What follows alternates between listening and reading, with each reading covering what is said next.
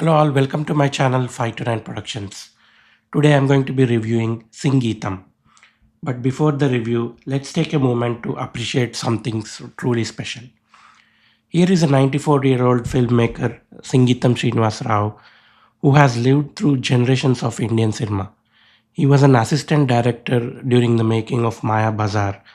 Then he went on to make truly diverse genres of movies, from fantasy adventure like Aditya 369 to the dialogueless wonder that is Pushpak, to the cult classic Amavasya Chandrudu. His range is truly one of a kind. And now at 94, he comes up with an idea you would expect from a Gen Z filmmaker that tells you everything. Equally heartwarming is seeing NagAshwin, fresh off delivering a 1,000 crore blockbuster, step in to produce this film. He's not just a mere producer in the project, he's an enabler, like a full support system, and his own admission, and almost an assistant director to his master. This is a fine way of celebrating our masters. While the film theme and genre are path-breaking in themselves, the way Singeetham has been made is also a trendsetter. Singeetham Srinivas Rao at this age cannot travel or come onto set. So the team set up a live feed monitor at his home, from where he would give instructions, suggestions, course corrections to executive director Sankalp Kora, who then implemented the vision on the ground. What's even more remarkable is, before even a single shot was filmed, the entire movie, the music, the edit, everything was rehearsed for 6 months, with Singeetham guiding the team virtually. By the time they hit the sets, everyone was already knew exactly what they're making. Coming to the movie itself, Singeetham is a mix of fantasy and musical, set in a fictional village built around gold mines, where the villagers are cursed to only sing and never speak. And then the curses keep coming, escalating one after another, building this layered, strange little world. Singeetham's technical finish is evident. The world building is imaginative, the premise is genuinely unique, but here's the thing. The film is watchable, enjoyable even, but it never quite takes off the way a true fantasy should. It doesn't reach the heights of something like Aditya 369, Singeetham's own time travel fantasy, which was full of surprises and tapped into your imagination. Singeetham sets up a fascinating world but doesn't fully explore it. The film is set in a fictional village of Kuberapuram in Andhra Pradesh. The story revolves around a gold mining company owned by a man named Brahmaya, played by Banerjee, and managed by his daughter Renu, played by Shalini.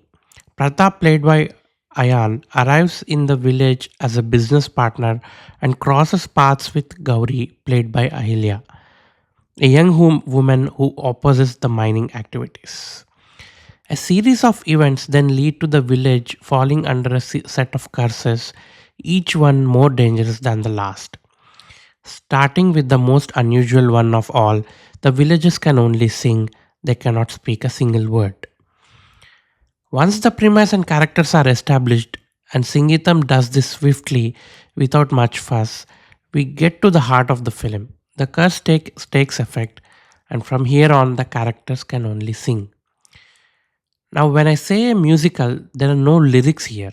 What you get instead are conversations, arguments, emotions, entire dialogues, all delivered in the form of a song. Every exchange between the characters, a dramatic moment, is sung, not spoken.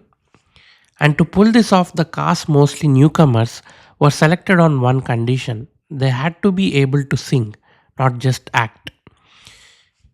Initially, this does bring a lot of excitement and smiles, but maybe after a few minutes, after around 30 minutes or so, you do feel slightly tedious. As one can imagine, when an entire film is delivered in the form of songs, the real hero here is the music director, that is Devi Prasad. The fact that you don't get bored sitting through 2 hours of continuous music, no dialogue, no spoken word, just song after song, is itself evidence of what a spectacular job he has done here. It must have been an incredibly challenging job.